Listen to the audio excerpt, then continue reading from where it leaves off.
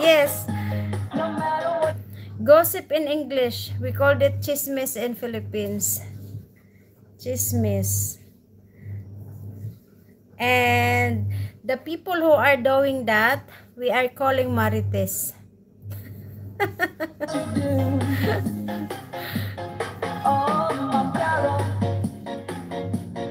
Arabenda Barik. This is my lady. Oh my goodness. Since when Arabenda? I'm not informed. What? I'm teaching you Garcia. Okay, gossip. Gossip. Yeah. Making gossip. Hi, Sunshine. Welcome back. I said, in Philippines, people who are making gossip, they are chismoso, chismosa. So, gossip means chismis.